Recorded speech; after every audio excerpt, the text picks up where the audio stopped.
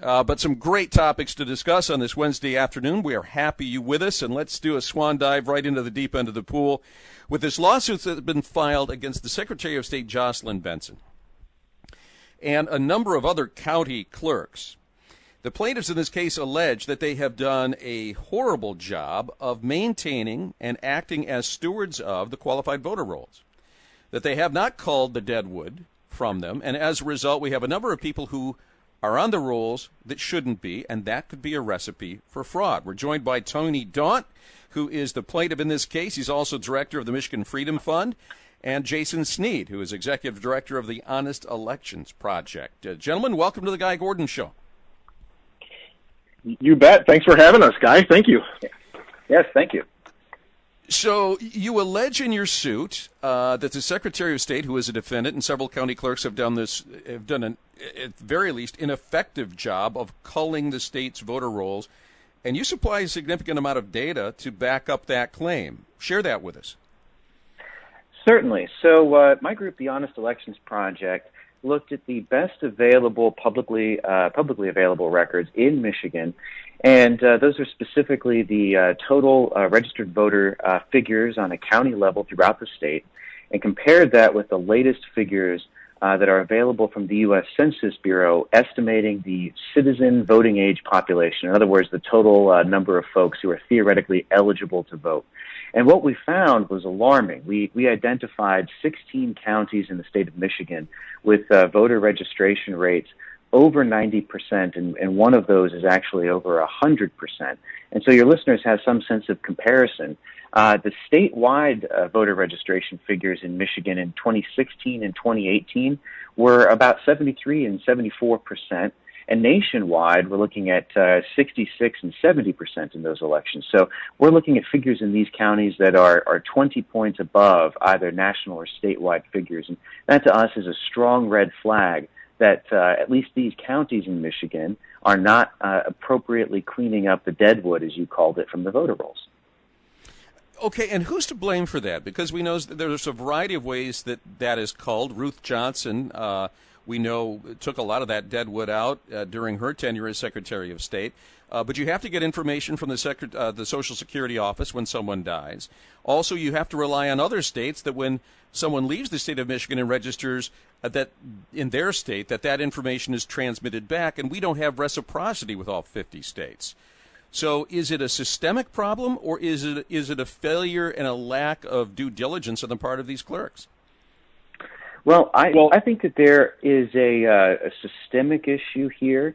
Nationwide, we know that voter registration records are in poor shape. Some states are worse than others.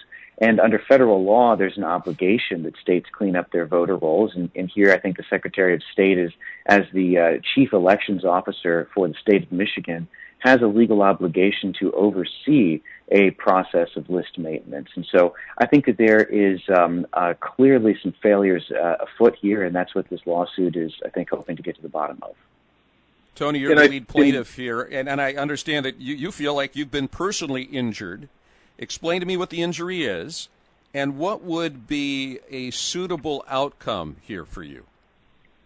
Well, and thank you for the opportunity. Absolutely, the injury, put most simply, is that any one of us, whether it's me or you or anybody listening to this program right now, your vote is diluted and rendered basically ineffective in the instance of fraud. And we're seeking to remedy that potential. And I think it's an important thing that's being done here. I'm happy to be a part of it. And as Jason alluded to, I think the Secretary of State ultimately is, as the chief election officer in the state, is the one ultimately responsible for keeping clean rolls. And she simply hasn't done that. And a fair outcome would be to have, a settlement or a ruling that forces her to do that and to clean these rolls. It's I think particularly important when you consider the fact that again, without any statutory authority, so basically illegal mailing of absentee ballot applications to every supposedly registered voter in the state of Michigan that the Secretary of State has undertaken in light of the the COVID-19 crisis.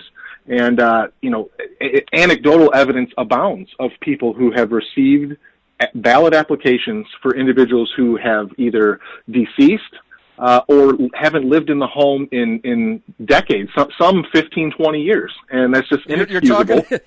Tony, you're talking to one of them. I've got an AV application for my son who hasn't lived here in 10 years. He's now a California resident and registered there. And we're trying to figure out how that happened. So you're right. I mean, I've got some of the deadwood lying on my front hall table. And it is a concern. Do you think that there is a likelihood of fraud, or are you more about just addressing the potential for fraud? How worried are you about that we could have a negative outcome? I think both, and I think both are equally bad, because without the potential for fraud, you don't have the likelihood of fraud. And if we have clean lists and we can have everybody, both sides of the aisle, can have faith that those rolls are clean, then I think it provides greater integrity in the system and gives people greater relief that their vote indeed counts.